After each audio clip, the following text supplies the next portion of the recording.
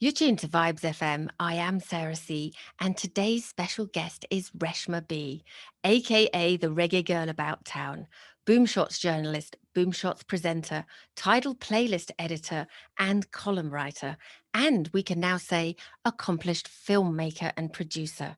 Reshma B has produced a film, The Lost Tapes from Studio 17, and it's featured on Tidal, it's featured on BBC Radio 4, and it's played on BBC TV. And now for Black History Month in the UK, it's doing a tour countrywide of the UK. And Reshma has kindly made time to come and talk to us here at Vibes FM. Reshma, welcome to Vibes FM. Thanks, Sarah. Thanks so much. I really appreciate you taking the time to talk to me. And like I said, you mentioned you've seen the film twice, so that's amazing. And I'm glad to hear that you enjoyed watching it on the big screen. Well, I saw it first of all on the BBC on a kind of small screen. And then I could not resist when I saw that it had started its tour of the UK to go and see it on the big screen with the big speakers and all the music at full volume. It took it to a whole other level. And congratulations for even making that project come together, because I know it took years. Thank you. Yes, it did. And, you know, here we are celebrating Jamaica independence, 60 years of Jamaica independence. Shout out to Jamaica. And, you know, I always say this because I've realized when I'm doing these talks that I initially started the story and I did it for BBC Radio 4 for Front Row. And at that time, we did it for the celebration of 50 years of Jamaica independence. So here we are. As you can see, it's been a long journey. That's right. Well, often these stories are of tenacity, aren't they? So 10 years is definitely a labor of love. How do you even begin to plan a project like this? Actually, no one's asked me that. I think you don't. I think you don't plan. I think, you know, as a music journalist and a lover of music of all genres, but, you know, I cover a lot of reggae and dancehall. You're covering the genre and the news all the time. And for this particular story, I remember I had written about the tragic death of Joel Chin, Clive Chin's son, which you'll see in the film. Is also part of the film because this film really is a story of one man's quest to salvage his legacy, salvaging these tapes. And it's an honor to his son. So it's a very emotional journey. And you know, it was an emotional topic writing about somebody who's murdered a prominent person on the scene. And I had just covered it for Clash Music. At the time, I was writing a column and a lot of reviews and previews for Clash Music. I'm sure the UK audience is very familiar with that publication. And then during one of my trips to New York, I had bumped into Clive Chin at an event, nothing to do with this story, but just some, you know, I was at an event, he was there, and I wanted to go over, and it was the first time I was seeing him after the tragic moments. I wanted to, you know, pay my respects, give my condolences. And obviously Clive himself is a very accomplished producer. You see in the film how much of a legacy he really has. Sorry, I might have to close right here in Midtown. It's not an ideal scenario for interviews, but listen, Midtown meets South London, don't you worry.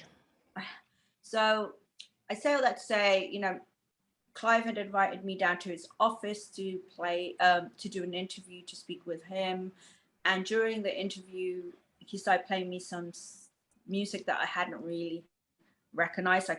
I never heard before. And so at first I didn't say anything. And then I was like, oh, what's this? I've not heard it. And he was like, oh, this is some Dennis Brown. And I was like, oh, well, I know Dennis Brown has a pretty extensive catalog, but it's pretty recognizable. I don't recognize. So I pluck up the courage to like, I don't recognize this song. And he was like, oh, you wouldn't, because it's not out, it's never been heard. And I was like, oh, that's weird. And never, you know, I don't know, that's kind of unusual.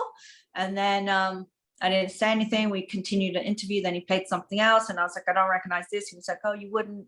It's an unreleased Lord Creator. And I was like, okay, I'm not sure what's going on, but like, what do you mean unreleased?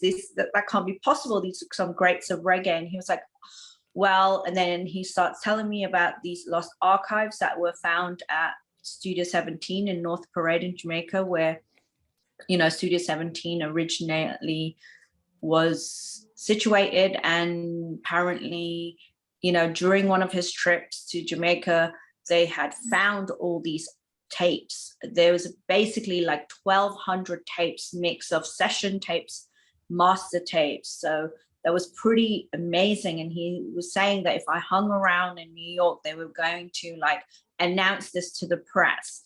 And of course, I changed my ticket and was like, of course I have to hang around and, you know, hear what this is all about.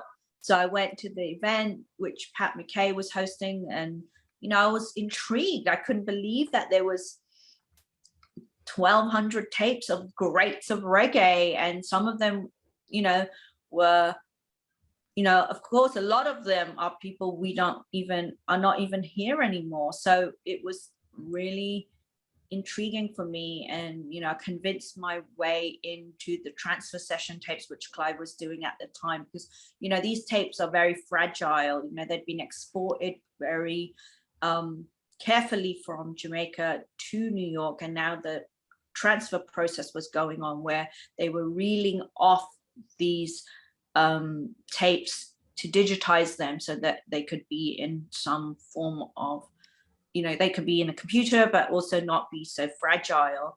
And when I was in there, I realized this was like being in a time capsule, because I wasn't around during some of these greats. I mean, Gregory Isaacs, Dennis Brown, Bob Marley, I wasn't around. And this is music that I love, music I cover. So for me, it was like sitting in a room with them, because the session tapes were the most interesting for me, because it was literally a session. It was a live session. So you could hear talking, you could hear people, you could hear these greats bantering with each other, you know, passing a spliff around perhaps, or, you know, arguing or having a good day or a bad day, but just like bantering and having fun most of the times. And it was amazing just to sit there and listen to them talking with each other. So after that experience, I knew we had to do something. I knew I had to cover the story in some way.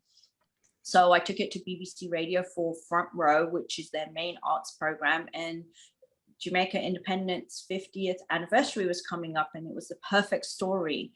And so I was able to do the story for that. And, you know,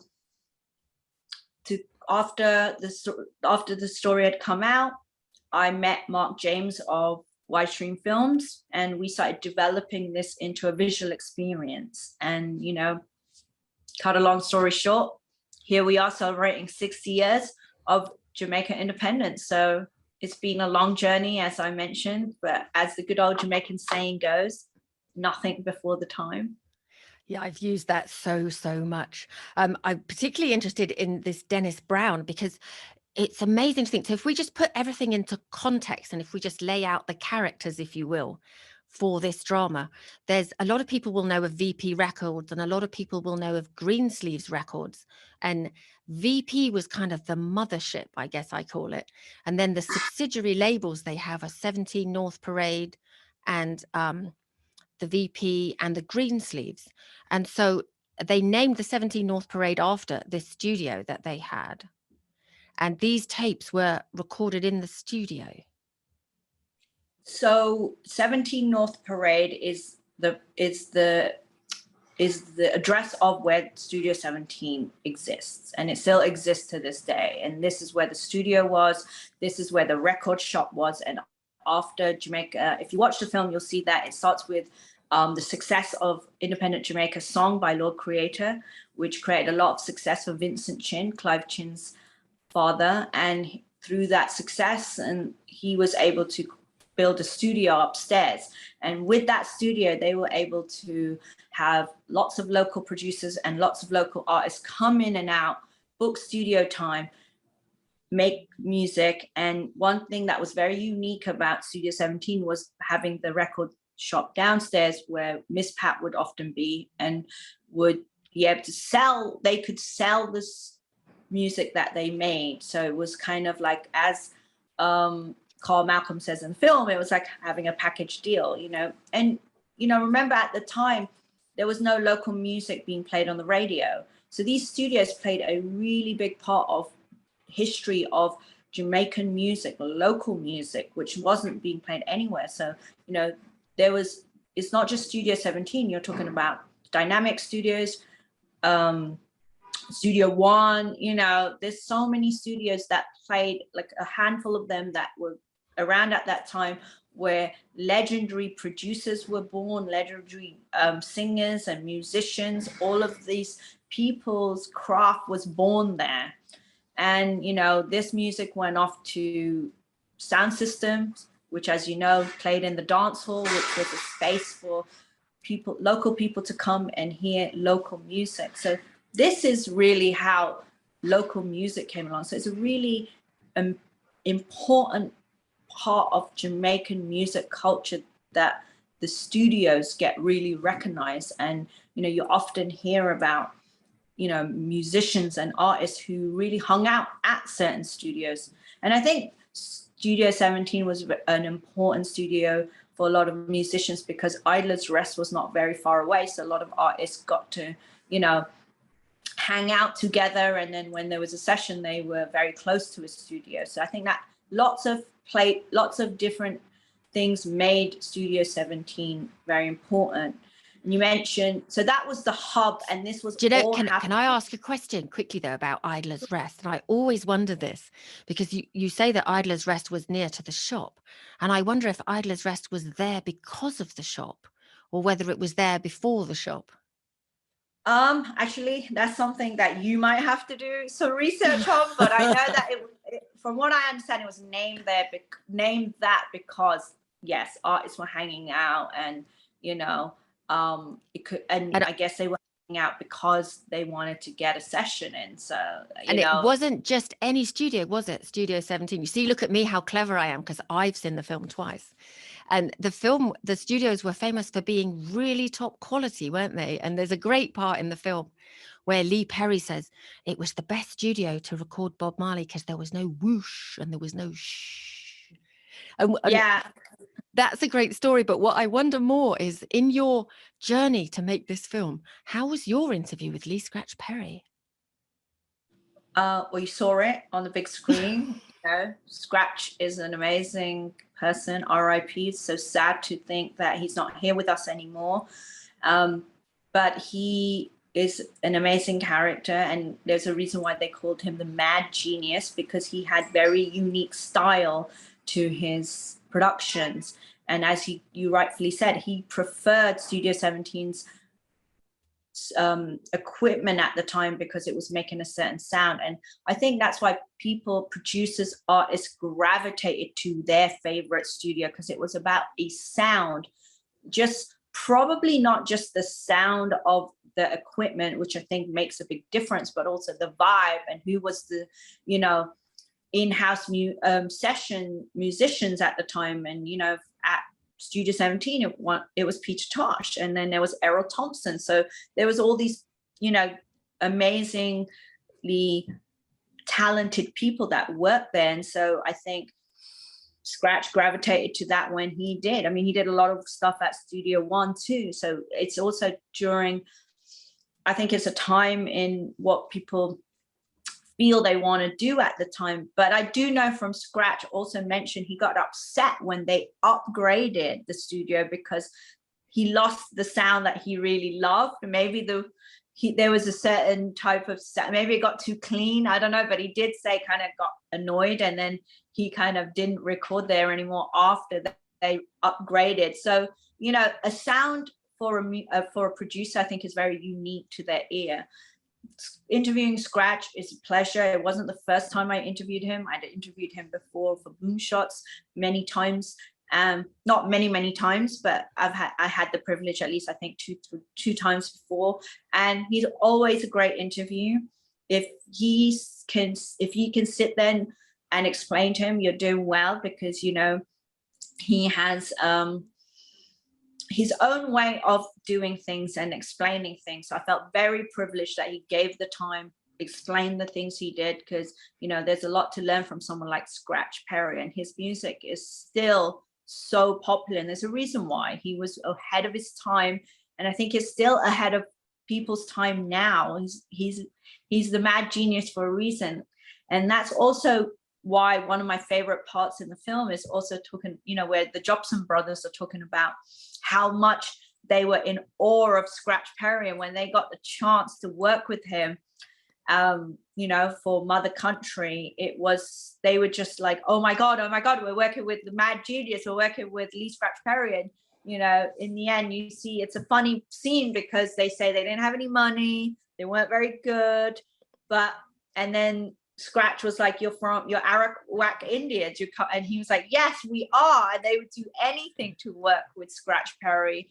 And, you know, in the end, they end up paying him in bananas because Scratch was like, oh, you're coming from the country, I want bananas. It's a very funny part of the story, but it just also goes to show, what would you do to work with such a great producer at the time? And, you know, when I interviewed Scratch, he was in his 80s. So he was one of the only artists of his age still touring at that time. You know, a lot of people in that age are not. So a lot of he's got fans. He's had fans till the end. That's very unique to any musician of any genre. I've got to say, if we're talking about people that are over 80 as well, salute to Miss Pat, sharp as a razor. And her part of the story is really important too. And I know she was actually Clive's stepmother. She is Clive's stepmother, yes. Correct. She is Clive's stepmother. That's right. And her part in the story and playing the songs to the people in the record shop in that same way that you described earlier, that people played the songs on the sound. And then, of course, her move to New York and the setup of VP Records. And what I wanted to also ask you was, you know how in music there's a certain snobbery between, it used to be CDs to vinyl. And then if you go from vinyl to reel, that must have been a magical, because you sat in on those sessions where they actually digitized some of those tapes and heard some of those things for the first time. And I don't want to ruin the film, so everyone's got to go and watch the film to see what comes out of that. But some amazing collaborations come out of that as well. And we're not going to tell them. They've got to go see the film. But I thought that was amazing. And I wondered how that was for you, sitting there listening to those tapes. And you'd said earlier it was like being back there in the day. But I wonder what's going to happen next. Are there things that will now come out on 17 North Parade or on a different label? What will happen to all those now they've been found?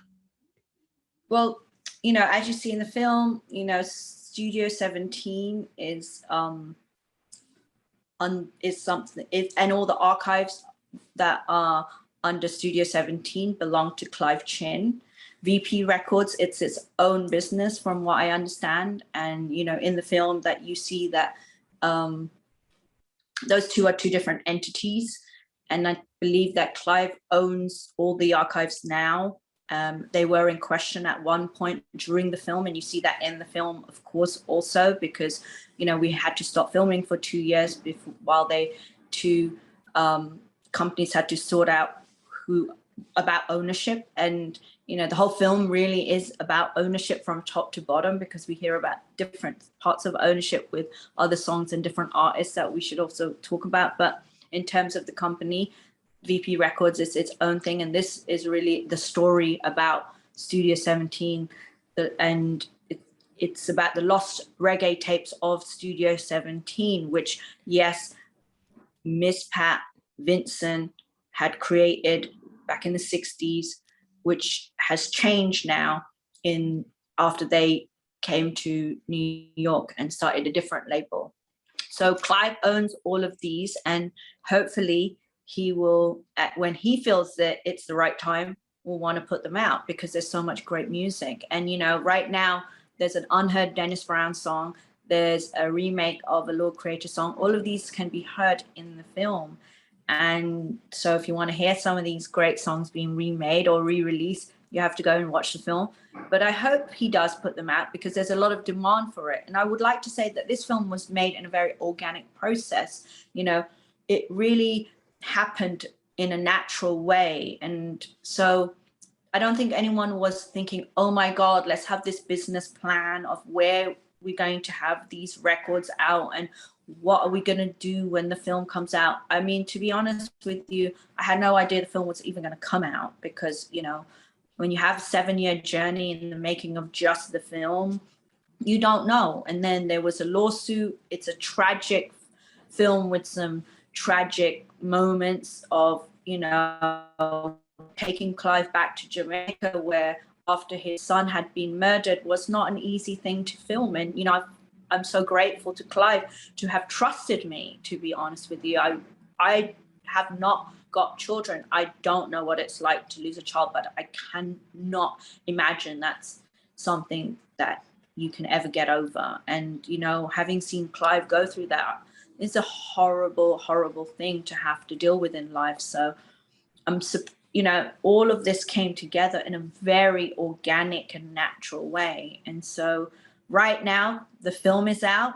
If you're a music lover, whether you're into reggae, whether you know everything about reggae, you don't know anything about reggae, and you want to know, I think there's something in the film for everybody. There's a human story. There's all the music classics. There's just the history. So I think that's what I'm getting from people's feedback. People love the film. They gravitate to different parts. And also a lot of people who thought they didn't know what a certain song, a lot of times they haven't connected the faces to the names.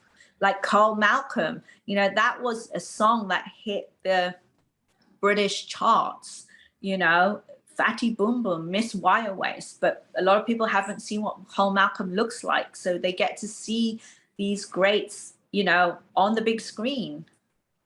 That's right. And then hear from people that were actually there at the time. And one of the things that comes through is all the anecdotes that Clive has throughout the film, because of course it was his life and he lived it. And I hope that perhaps doing some of these things and writing it down and getting the tapes out has in some way helped him put to rest the pain from the passing of his son, because music can be really redemptive. Well, I think that, I don't know. I would love to think that the film has had some type of therapeutic effect, but I think he's gone through a lot as a person. I think anybody would if they have lost a son. And I think his love for music really comes through. So you really see him, you know, shine and become bright in the film. As you said, he has all these amazing experiences. And what better to hear about these experiences but from someone who was there at the time, you know, on a plane with Peter Tosh, in a studio with Augustus Pablo, with Alton Ellis. You know, who better to tell a story than somebody who's actually there doing it? And there's some great stories of, I guess, kind of karma almost, that Lord Creator was the first hit that they had from the studio. And then years later, the song was covered by UB40. And the royalties from that paid for Lord Creator's hospital bills and built him a house. So all those things came from music made inside that studio. Yeah, I mean, you know, props to UB40 for crediting the songwriter, because as you know, at the time that this music, at the time that Kingston Town was being covered by UB40, Lord Creator was, you know, not in a good place, had lost everything really, was living on the streets, was in hospital at the time, as he said in the film, you know, not doing well. And all of this money started coming in from the royalties. And when I found him, he was living in this huge house off the beaten path in Kingston, in Jamaica, sorry. And he explained that all of this that he had built and all his medical bills and his family, all of this is being paid for by the royalties by the royalties of Kingston Town that was covered by UB40. So we have to give them some recognition and of doing the right thing, crediting the right people, the right songwriters. And that's something that happens not just in reggae. You've had horror stories all across the genres of music where people ownership is up for question all the time. The wrong people are credited. different people are collecting money on different people's names. It's something that is rife in the music industry, whichever genre it is. But you hear a lot of things like this in the reggae industry, and not everybody is or has been as fortunate as Lord Creator. So it's a really happy story in the end. When I was interviewing him, he had actually already had 2 strokes. So, the fact that he's got enough money from the royalties to take care of his medical bills is a big thing. So I just would like to enhance, like, look what happens when you do the right thing. You can save somebody's life and their livelihood. And when a lot of artists are not getting credited for their art, for their craft, and a lot of people are, you see the Jimmy Cliff clip in Studio 17 film where The Harder They Come, and you see the part where he's in the studio and he's like, what's this? This is no amount of money. And that's what it was. A lot of artists were being paid nothing for sessions that other producers and other people were benefiting from. So, yes, like you said, there is a karma element to it, which, the film does talk about the economics. It touches on the economics of reggae. And I think a lot of people now can still relate to those things. There's a lot of, cases that come up every day that I hear about in music genres, where people are fighting for the rights of their own craft. Exactly. And there's so many stories in the film about Clive Chin going to school with Augustus Pablo, and we don't have time for any more of those. So if anybody wants to hear the stories, they need to go check out the film, which brings me neatly to where you can find it.